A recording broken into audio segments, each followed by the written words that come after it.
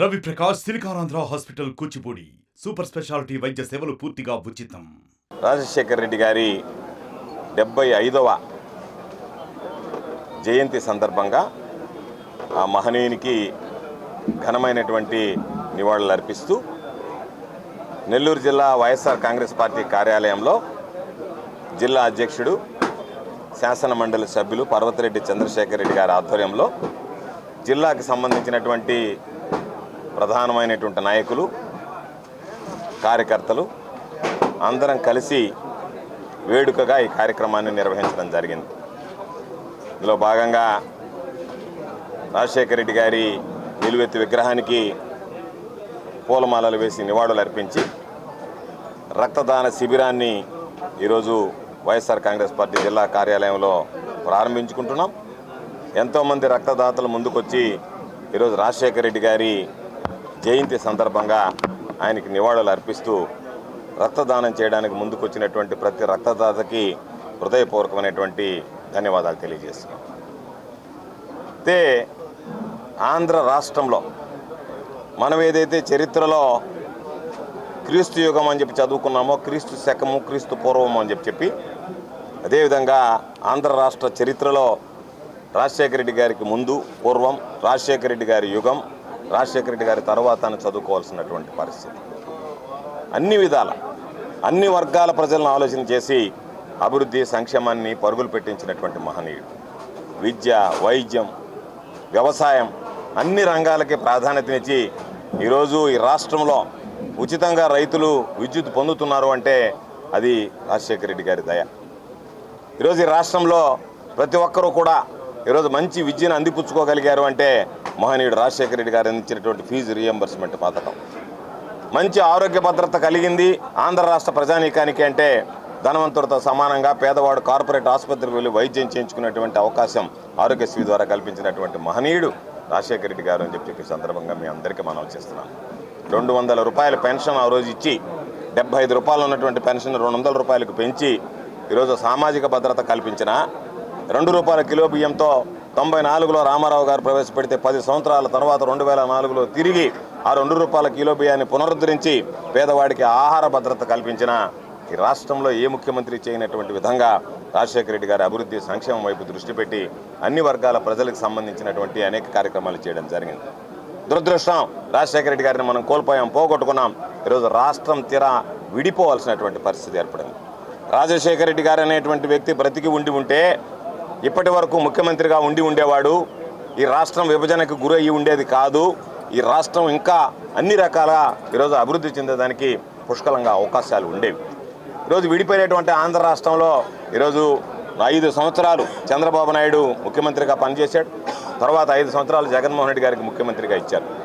రాజశేఖర రెడ్డి గారు ప్రతి ఇంటిని గురించి ఆలోచన చేస్తే, ప్రతి ఇంటికి సంక్షేమ కార్యక్రమాలు అమలు చేయాలనేటువంటి ఆలోచన చేస్తే, జగన్మోహన్ రెడ్డి గారు రాష్ట్ర ముఖ్యమంత్రిగా ప్రతి వ్యక్తికి సంక్షేమ కార్యక్రమాలు అందించాలనేటువంటి ఆలోచన తపన పొందినటువంటి వ్యక్తి కాబట్టి ఆ విధంగా పనిచేశాడు.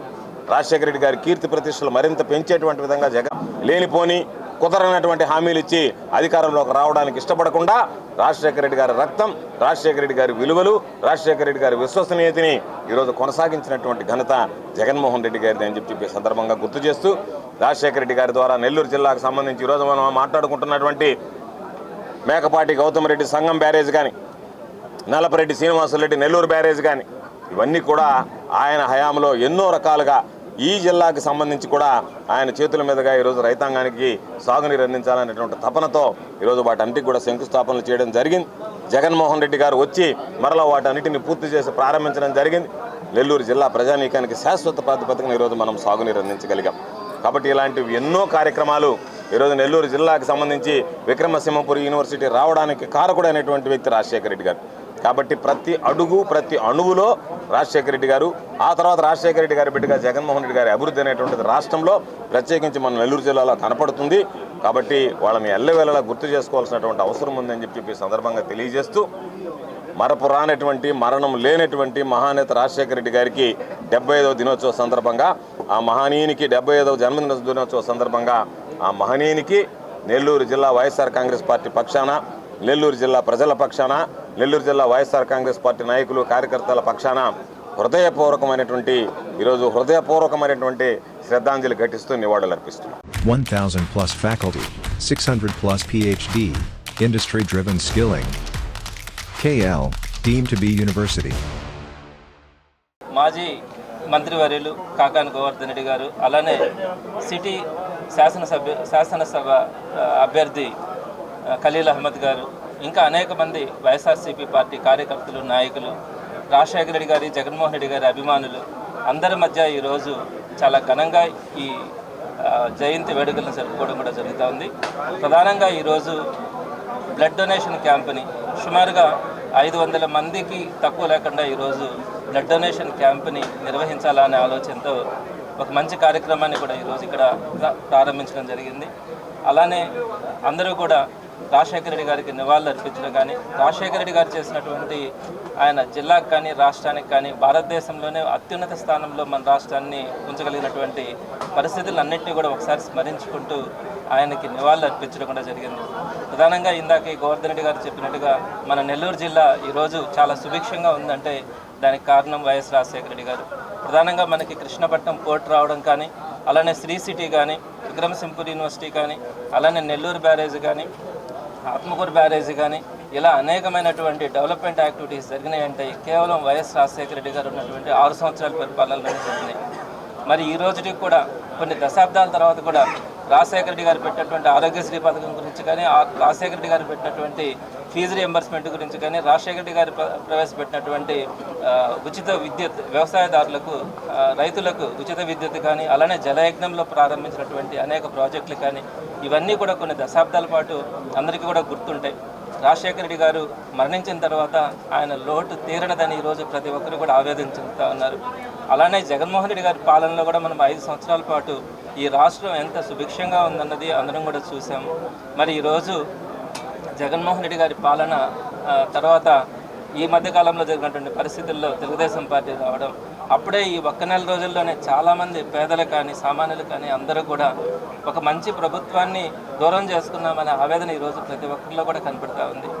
ఆ రోజు రాజశేఖర రెడ్డిని ఈ రోజుకి ఎట్లా గుర్తుపెట్టుకుంటా ఉన్నామో, జగన్మోహన్ రెడ్డి గారి పాలనని ఈ 1 నెలలోనే అందరూ కూడా మరలా అటువంటి పాలన రావాలి అనే ఆలోచనతో ఈరోజు ప్రతి ఒక్కరు కూడా ఉన్నారు. తప్పకుండా కార్యకర్తలు, నాయకులు, ప్రజలు అందరి పట్టుదలతో రాబోయే 5 సంవత్సరాల పాటు ప్రతిపక్షంలో వైఎస్ఆర్సీపీ ప్రజల పక్షాలను నిలబడి పోరాడడంతో పాటు వైఎస్ రాజశేఖర రెడ్డి గారి ఆశయాలకు అనుగుణంగా ఉండేటువంటి జగన్మోహన్ రెడ్డి గారి పాలనను మరొక్కసారి తెచ్చుకునేదానికి తప్పకుండా ప్రజలందరూ, ఆంధ్ర రాష్ట్ర ప్రజలందరూ కూడా తప్పకుండా పనిచేస్తారని కూడా. మరిన్ని వీడియోస్ కోసం ఛానల్ ని సబ్స్క్రైబ్ చేయండి, లేటెస్ట్ అప్డేట్స్ కోసం వాట్సాప్ ఛానల్ ని ఫాలో చేయండి, అండ్ లింక్ డిస్క్రిప్షన్ లో ఉంది.